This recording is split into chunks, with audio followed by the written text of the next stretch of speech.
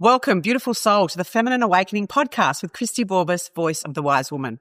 This is a space where ancient wisdom, astrology, energetics, and embodiment meet empowerment. Here you'll awaken your deepest truth, reclaim your feminine power, and rise as the woman you were always destined to be. If you're ready to live a liberated, limitless in self-leadership in your own life, you are in the right place. Let's go. Today, we're exploring archetypes and the sacred union of divine feminine and divine masculine. Archetypes are powerful mirrors. The queen, the wise woman, the priestess, the medicine woman. Each one carries a code for us to embody. And beyond the archetypes, we need both feminine and masculine energies, alive and aligned within us. The feminine is our intuition, creativity, and our flow. The masculine is our structure, action, and direction. When they're in harmony, we create with ease, not burnout. When they're out of balance, we're either hustling ourselves into exhaustion or floating in a dreamland without grounding and embodying what we want. Sacred union is where leadership truly comes alive, and it's how we make things happen while stay connected to our heart and our soul. And I love talking about this so much. I love this beautiful archetypal energy. Now, just so you know, I do an actual embodiment practice every single day to embody the feminine and the masculine archetypes, because it's really important that we do both in life. If we just do one, if we just live in the feminine all the time, the feminine is where we create. It's where the flow happens. It's where the energy blossoms. It's a magnetism. It's a creative force. We are mothers. We birth both physically a child, and if we choose not to, but we birth everything else. Everything that we create, everything that we want to move through, that is that feminine energy. And when it is lit up and when it is expressed and when it is full, you will always go down the right path. When we align it with the masculine energy, and when the masculine comes and supports that vision, that is when we have inspired action. That is when things really happen. So we get the idea, we bring it in, and it feels good to us. Hell yes, I'm launching this. This feels good. I've got an idea. I wanted to birth it in the world. The masculine comes and holds it. What do you need to do? What actions do we need to take to make this happen? What structures and what stability? And where's the safety in it? Those two together are a beautiful sacred union. And I'm going to tell you a little example. I've had a vision to create a Greek retreat, a retreat in Greece for the awakened woman to awaken the goddess. I wanted to go back home where my heritage is, where my parents were born. It lights me up every time I go there. Every time I land on that soil, I'm lit up. I have that tug of I want to live there, but do I just want to holiday there? It's backward and forward, right? So I thought, right, there's women who've never experienced Greece. I want to take them because I know how to order the food. I know how to speak the language. I know the beautiful land and the beautiful community and the people that are Greek. And I wanted to bring women there. I also wanted them to embody that ancient feeling of the ancient civilizations and all the things that Greece is known for. The beautiful archaeological sites, the temples, the honoring of the god and the goddess is really important in my work. So I've had this vision for about 3 years in my heart, on and off. It's not that I didn't think I could do it. I knew I would because I saw it. I saw a vision and I was like, oh, okay, I'm going to do that. But I never prioritized it. I always just had it there. So I started with a couple of mentors, told them what I wanted to do, sat there, didn't really do much about it. I started with my current mentor and she said, what is holding you back? And I said, I don't know. And she said, right, after today's session, you're going to send out a few messages, see who's interested. Great. Now, was I scared? Hell yes. Was I scared because I thought no one would want to come? Probably. Was I scared because I thought people would come? Yes. It's so crazy. You're scared if they come, you're scared if they don't come. So anyway, here's where we come to the dilemma. The feminine saw it, right? I had a dream. I had a vision. I saw it. I knew we were going to do it. I could see the women, not the faces, just the bodies. And I knew it was about 6 to 8 women. And I was standing on a cliff. I had a drum. We were singing, chanting. I saw details of it. I felt it in my body. What was missing was the masculine part, because that had been sitting there dormant for 3 years. I hired a mentor because what I wasn't good at is the implementation, the structures, the strategies, the making stuff happen in a formulated way was a bit harder. So I hired someone who I know would help me. We mapped it all out. I got an approximate price. She was like, hanging up the phone, you're going to do that now. And I was like, oh my God, I can't do this. And then I went, I'm just going to do it. Firstly, I put out an email, expressions of interest. I got 10 people that said, yep, keen.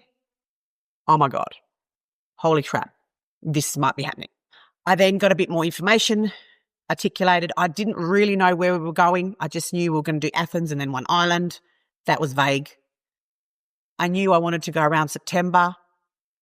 I then looked at my chart, mapped out the best time. I picked eclipse season to really go deep, energetically move through some stuff, do some grounding work, the embodiment practices, the goddess, awakening these women. So I did all the research, all of that. But at the same time, I messaged these women that said they were interested. Hey, this is the date. This is the price. This is private. This is shared. Don't forget, I mapped all that out with the mentor. So we did the masculine stuff. We did the structure. I didn't know what I was going to teach. I just knew I had to have some sort of thing to tell these women. I messaged them. Here it is. This date. This is the cost. Private or shared. Full payment is this. Payment plan is this. I sent it to 9 women and I had 7 that said, yeah. 4 that said pay in full and 4 that said payment plan. So within 24 hours, I had almost filled up the retreat just by actually doing the thing, which was send the emails, send the messages. Straight away, bam, it's done.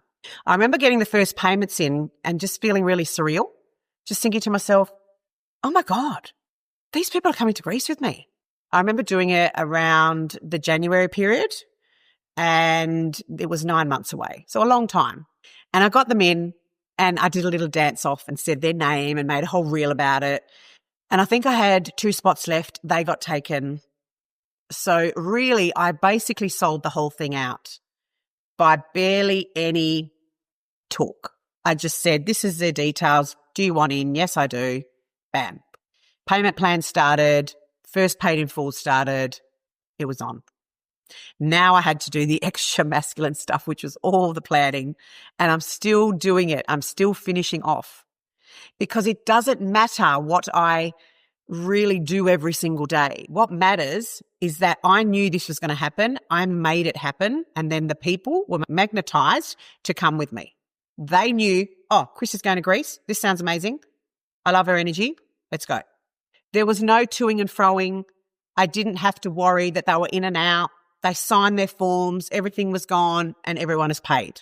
Now, there was a couple of women who were meant to come and they couldn't come because of circumstances. That's absolutely fine. But again, it was pretty much tried, didn't work out. I can't do it. And bam. I didn't stay stuck in that energy. I was like, I've got these 6 magical women who paid in January, who said yes. That is my focus. And I just moved towards that.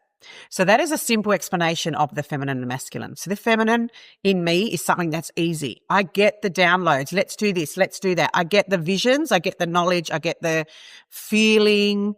All of that comes easily to me. But then it's the inspired action, which takes a little bit longer. And I've had to unroot why. And a lot of the time it's not because you're scared of failing. It's because you're scared of actually succeeding and what that then means. And again, we bring that back to the archetypes. Because the feminine can see it all. She's going on trips, she's shouting people, she's taking them out for lunch, maybe she'll travel with people, maybe she'll take people around, maybe she'll go to refugee camps and help people that can't, don't have enough money, maybe she'll go and do this and that because she wants to give in the world, but she needs to learn to receive from the masculine. Or you're in the masculine, where you're hustling for every single thing. I've got to launch this. I've got to do this. This is a deadline for this time. I've got to do that. As soon as 5 o'clock hits, you're on the next thing. Maybe you're running around with your kids. Then they come home and then you're running around to do dinner. And then you get maybe 20 minutes. And even then you're scrolling, answering emails. And then you get up and you run to the gym. And then you do the lunch boxes. And then you send them off to school. And then you go in the shower and so on and so on. Constantly doing the masculine. There's no time to dream. There's no time to create. There's no time to see these big picture visions because you're just stuck in the everyday. And also with that, where's the fun? Where's the flow? Where's the opportunities? Where are you allowing opportunities to come in? You're not, because you're constantly looking for the next validation and it's the next adrenaline hit. So if something doesn't feel right, you're like, oh, well, I can't deal with that because I've got I've got someone on the podcast tomorrow. I've got this, I've got that. We don't honor ourselves in that. Now, that can also be in relationships where you don't allow the man or the divine masculine to actually look after the feminine. So the feminine is meant to be this juicy, wholesome, embodied person, and the masculine is the structure to hold space for that so that she can bloom and be expressed fully in the world. But this is also in men and women. So I have both, you have both. But it plays out in everyday life, in your business, in your work, in your relationships, in everything.